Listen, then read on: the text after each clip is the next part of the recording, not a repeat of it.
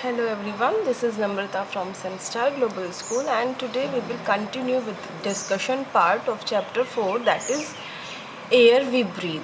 So students, in this chapter we have discussed about the process of breathing in and breathing out, that means inhale and exhale, है ना? And yesterday in the previous video I have explained you how your lungs are purifying the air and how different body parts getting the fresh oxygen that is mixed into the blood cells, है ना? कैसे होता था कि जब और we have also discussed about the respiratory system.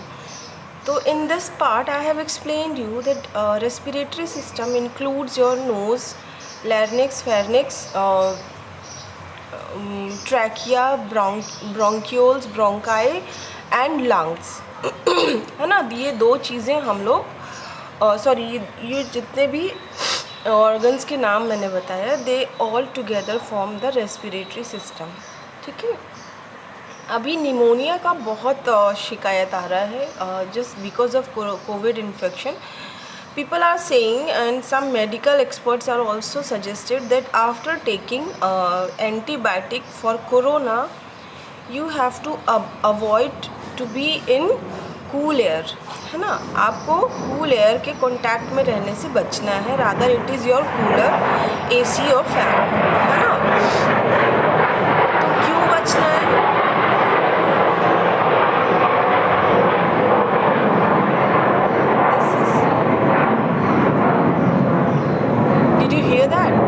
This is the sound of fighter planes, है ना? Pilots are practicing that. तो I was saying कि जब आप एजिथ्रोमाइसिन नाम की कोई एंटीबायोटिक ले रहे हो, स्पेशली फॉर कोविड और एनी इन्फेक्शन, तो आपको डायरेक्ट एयर के कांटेक्ट से बचना है, क्योंकि आफ्टर हैविंग दिस एंटीबायोटिक आपका जो लंग्स में, मैंने आपको शायद एक चीज़ बताई थी कि जो एक थिन टिश्यूज़ की जो लेयर होती है ना, जिसे हम क्या कहते हैं बताइए? सी, जब आप ये सब मेडिसिन लेते हो तो आपके जो लंग्स हैं इनमें एक लिक्विड सिक्रीट होने लगता है, ठीक है? और उसके कारण आपकी जो लंग्स हैं इनमें जब लिक्विड सिक्रीट होने लगता है और वो जम जाता है, तो इस सिचुएशन में you may suffer from pneumonia. Pneumonia is a bacterial infection again, ठीक है? न्यूमोकोकल बैसिलस नाम के बैक्टीरिया से इन्फेक्शन होता है और इसमें आपको ठंड से बचना होता है, ठीक है? तो this was not part of your chapter, but general information I would like to explain you, so I have given. Okay, let it all the things here. Let's go to the book. into the book. See, factors that affect respiration. अभी हम respiration की process पढ़ा, अब हम पढ़ेंगे कि कौन कौन से फैक्टर्स हैं जो कि रेस्पिरेशन की प्रोसेस को अफेक्ट करते हैं. तो आप देखो यहाँ पे दो एक्सपेरिमेंट दे रखे हैं. फर्स्ट एक्सपेरिमेंट में you have to sit still and close your eyes, ठीक है? Then take a deep breath like this, okay, and inhale slowly. inhale यानी सांस अंदर लेना है धीरे धीरे, and exhale slowly. पहले आप inhale कीजिए, उसके बाद exhale कीजिए. focus on the breath. repeat this activity 5 times. आपको ये एक्टिविटी 5 बार रिपीट करनी. now put your hand a little left to the center of your chest. This is your chest and little left center of your chest. आप अपना हाथ यहाँ रखिए. Can you feel your heartbeat? How is it like? अभी normally है, ठीक है? जैसे see, I am doing this activity. I am inhaling. Now I am exhaling. 5 times I have to repeat this. 2 times I have done. This is the 3rd time.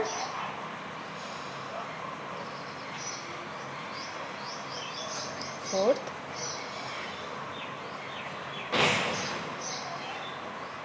Now I have to observe my heartbeat. It is a little bit rapid. Okay. Now what we have to do in the activity 2 or the experiment 2? See. Slowly get up from your seat and come to an open area. Do jogging at one place. आपको आप अभी जहाँ बैठ के आपने breathing exercise किया वहाँ से उठ जाइए और किसी ओपन एरिया में आइए, वहाँ पे जॉगिंग करना है. जॉगिंग मीन्स अपने ही जगह पे आपको रनिंग करना है slowly. Then do 1 jumping jack. ठीक है. Now do 5 more jumping jacks back to back. लगातार 5 बार आपको जंपिंग जैक करना है. Now put your hand on the heart. अब अपना हाथ हार्ट पे रखिए. What do you notice? Is there a difference in your breathing and heart beat? अभी देखो पहले वाले एक्सपेरिमेंट में हम स्लोली ब्रीद इन और ब्रीद आउट कर रहे थे, तो उस टाइम पे हमारा जो हार्ट बीट था वो थोड़ा नॉर्मल था. ठीक है. बट उसके बाद जैसे ही हमने जंपिंग जैक्स किए और जॉगिंग की तो हमारा हार्ट बीट और ब्रीदिंग का जो रेट है ये दोनों ही इंक्रीज़ कर गया. ठीक है. तो इससे क्या समझ में आ रहा है कि जब हम कोई एक्सरसाइज करते हैं या रन करते हैं तो हमारा जो हार्ट है वो ज़्यादा तेज़ी से पंप करने लगता है. ठीक है. क्योंकि उस टाइम पे हमारी बॉडी को बहुत ज़्यादा ऑक्सीजन की ज़रूरत पड़ती है. The heart works like a pump absolutely with each heartbeat it sends oxygen rich blood to all parts of the body. जितनी बार वो पंप करता है उतनी बार ऑक्सीजन को मिक्स करके ब्लड में आपके डिफरेंट बॉडी पार्ट्स में सेंड करता है. ठीक है. The amount of oxygen that our body needs depend on our physical activity as we did jumping jacks. तो उस टाइम पे हमारा फिज़िकल एक्टिविटी ज़्यादा था, है ना. तो उस टाइम पे वी नीड मोर ऑक्सीजन. तो इट इज़ सेड, कहने का मतलब ये है कि जब आप एक्सरसाइज करते हो तो your body need more oxygen. When you are resting we need less amount of oxygen. So our heart beat is slow. Understood. When we are running और exercising our heart beats faster so that our body may get more oxygen. ठीक है. समझ में आ रहा है. जैसे हम exercise करते हैं, रन करते हैं, तो हमारा जो हार्ट है वो तेज़ तेज़ पंप करने लगता है क्योंकि हमारी बॉडी में ज़्यादा ऑक्सीजन की ज़रूरत महसूस होती है. अब इस फिनोमिना को हम एक स्टोरी के थ्रू समझते हैं. That is given here in your book. One evening Ayesha saw her grandfather having tea. ठीक है. She noticed that he had poured some tea on the saucer. अब सॉसर क्या होता है? आपने देखा होगा कुछ लोग प्लेट और कप में चाय पीते हैं, तो कप के नीचे जो प्लेट होती है दैट इज़ कॉल्ड सॉसर. ठीक है. And was blowing on it to cool it down. अभी उन्होंने चाय टिल्ट किया थोड़ा सा सॉसर में और उसको ब्लो किया ताकि चाय ठंडी हो जाए. Suddenly she felt a dust particle irritating her eye. उसके आँख में कुछ चला गया और वो इरिटेट करने लगा. And the eye started watering. और पानी आने लगा आँख में से. Ayesha's grandmother immediately folded her handkerchief like this. ऐसे फोल्ड किया. ठीक है. और उसको ऐसे ब्लो किया और उसकी आँख पे लगाया कुछ समय के लिए, और उसकी आँख पे लगाया, आयशा की आँख पर. It felt warm and better. इससे आयशा को थोड़ा सा गर्म लगा और अच्छा लगा. Later, while watching television, Aisha noticed a lady was cooking food on a chulha. ठीक है. When she blew the fire through a pipe, the flames became stronger. एक ऐसे हॉलो ट्यूब जैसी आयरन की हॉलो ट्यूब होती है, pipe, उसमें से जब फूकते हैं चूल्हे में तो आग तेज़ी से जलने लगती. तो यहाँ देखो 3 काम हुआ ब्लो करने से. एक तो उसके दादाजी ने ब्लो किया तो चाय ठंडी हो गई. फिर हवा चली और उसकी आँख में कुछ गया तो उसकी मम्मी ने एक हैंकरचीफ को फोल्ड करके उसको फूंक कर उसकी आँख पे रखा तो वो गर्म हुआ. ठीक है. और चूल्हा जलाने के लिए वो आंटी ने एक पाइप से फूंक मारी तो आग जलने लगी. तो दैट मीन्स जो एयर है वो ठंडा भी करती है, गर्म भी करती है और जलाती भी है. एक स्टोरी बताती हूँ. एक साधु था वो गुफा में रहता था। तो एक लकड़ी काटने वाला जंगल गया और अचानक से बारिश होने लगी। तो जब बारिश होने लगी तो वो गुफा में चला गया जो लकड़ी काटने वाला था। जैसे ही वो गुफा में गया तो उसने देखा कि एक जो साधु था उसने कुछ आलू उबाल रखे थे, भूंज रखे थे, एक्चुअली आग में रोस्ट किए थे, उसने आग में डाल दिए थे। अब उसको भूख लगी जो लकड़ी काटने वाला था, तो साधु ने कहा कि तुम भी ले लो। तो वो अपने जो लकड़ी काटने वाला था वो अपने हाथ ऐसे ऐसे कर रहा था, ठंड लग रही थी, बहुत ठंड लग रही थी। तो साधु ने बोला कि अपने हाथों पे फूंक मार लो। तो वो लकड़ी वाला सोच रहा है, एक तो इसके आलू गरम है, उसको फूंक मार रहा है, कह रहा है ये ठंडे हो जाएंगे। दूसरा कह रहा है मुझे ठंड लग रही तो हाथ में फूंक मार लो तो गर्म हो जाएगा। चक्कर क्या है? तो कहने का मतलब ये blow hot and blow cool, जब हम फूंक मारते हैं तो गर्म चीज़ को ठंडा कर सकते हैं और ठंडी चीज़ को गर्म, डिपेंड करता है उसके टेम्परेचर पे। ठीक है। Now here is another thing that we have to discuss. Now Aisha was confused. जैसे वो लकड़ी वाला confused है ना, लकड़हारा, वैसे ही आयशा भी confused थी कि grandfather blew air to cool down the tea, grandmother blew air to warm the handkerchief, and lady on television blew air to make the fire strong. How can air help cooling, warming and also burning? कैसे तीनों चीज़ में हवा help करती है। तो अब हम आगे पढ़ेंगे कैसे ये चीज़ पॉसिबल है। Air helps in cooling, warming and burning. As a breath is warmer then the outside air. अभी फूंक कर देखो, आपको हाथ में गर्म लगेगा और दूसरा हाथ ऐसे ही रहने दो, उसमें कुछ पता नहीं चल रहा है। तो कहने का मतलब ये है कि जब आप ब्लो आउट करते हो तो आपका जो ब्रीथ है वो गर्म होता है बाहर के सराउंड से। ठीक है, टेम्परेचर बाहर का कम होगा आपकी ब्रीथ से। ठीक है। Now we can use it to warm our hands and also an object such as a handkerchief, just like Aisha's grandmother did. हम अपने हाथों को गर्म करने के लिए भी ब्लो कर सकते हैं, अपनी इस जो ब्रीथ का टेम्परेचर है उसे यूज़ कर सकते हैं, या किसी भी चीज़ को गर्म करने के लिए जैसे आयशा की ग्रैंड मदर ने किया था। Our breath is also cooler then the hot soup. समझ में आ रहा है? हॉट सूप जो ले रहे हैं उससे कूल हो सकती है। अब देखो हॉट सूप तो वेरी हॉट होता है ना। तो हम फूंक के मैगी खाते हो, जब मैगी मम्मा देती है तो वो बहुत हॉट रहता है तो आप फूंक के खाते हो ना। उस टाइम पे जो आपका मैगी का टेम्परेचर है वो ज़्यादा होगा आपकी ब्रीथ से, तो हम उसको फूंकते हैं ताकि वो ठंडी हो जाए। Hot tea, so we can blow on it to cool it down, just like Ayesha's grandfather did. Understood? Now our breath also has a bit of oxygen and oxygen helps the fire to burn. और हमारी breathe में कुछ oxygen भी होती है जिसके कारण जो फायर है उसको जलने में हेल्प मिलती है।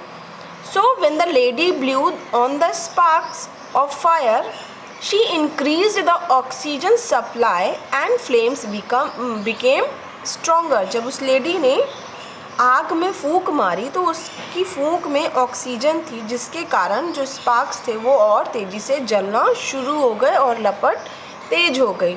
अब देखो यहाँ जो बच्चा जो मैगी खा रहा है या सूप ले रहा है उसको आप देख सकते हो कि ये फूंक मार रहा है ताकि वो ठंडा हो जाए, जैसे आप भी करते हो। Understood? Now try out what you have to try. This is a kind of activity that you can do. If you are wearing spectacles, अगर आपको चश्मा लगता है तब के लिए blow on its glasses and see what happens.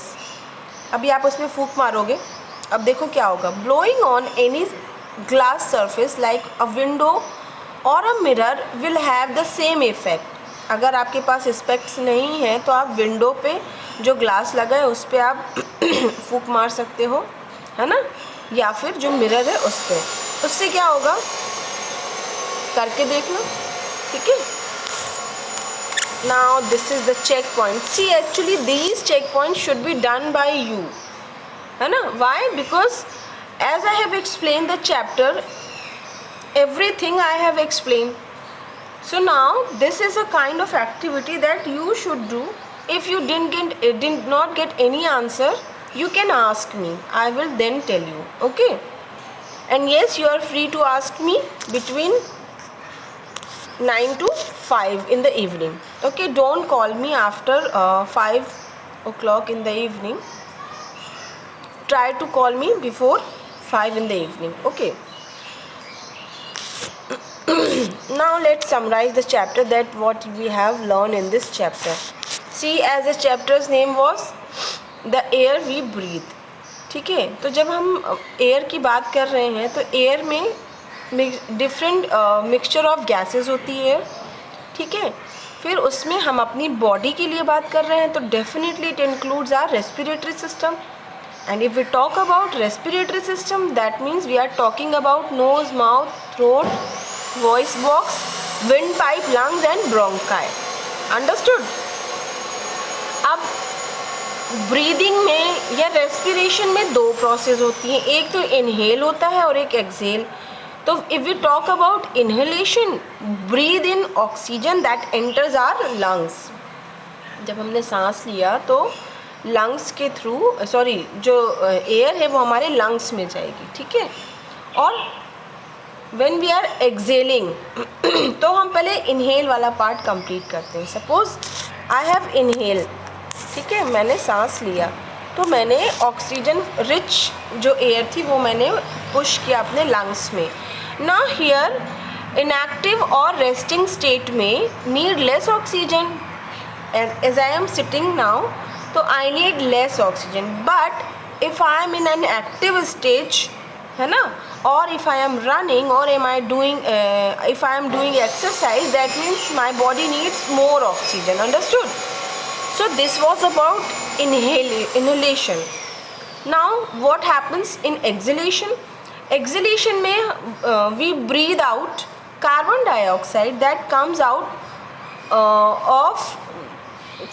of our lungs, ठीक है, and air helps in cooling. अभी यहाँ तो बात हो गई एक्सहेलेशन की। जब हम एक्सहेल करते हैं तो कार्बन डाइऑक्साइड हमारे लंग्स के थ्रू नाक से बाहर निकल आती है और हम एयर को यूज़ करते हैं ब्लो करने के लिए। ब्लो करना मतलब फूंक मारना।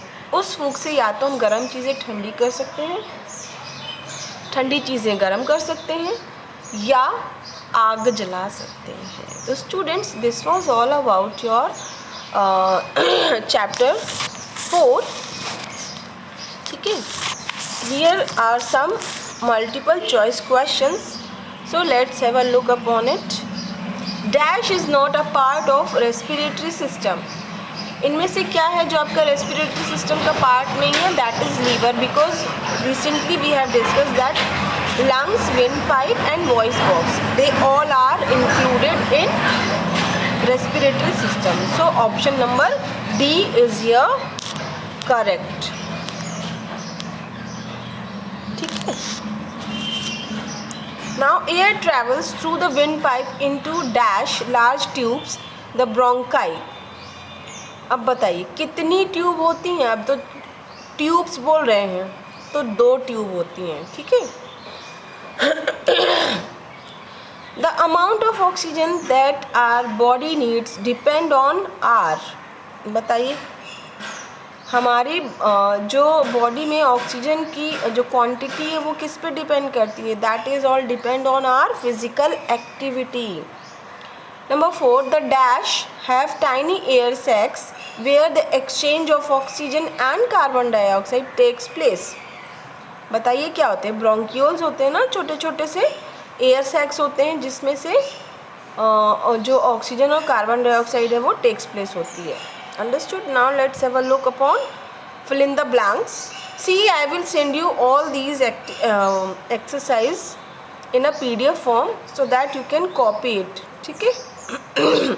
When we breathe in, dash enters our lungs, oxygen, and we breathe out carbon dioxide, ठीक है, I will send you the PDF.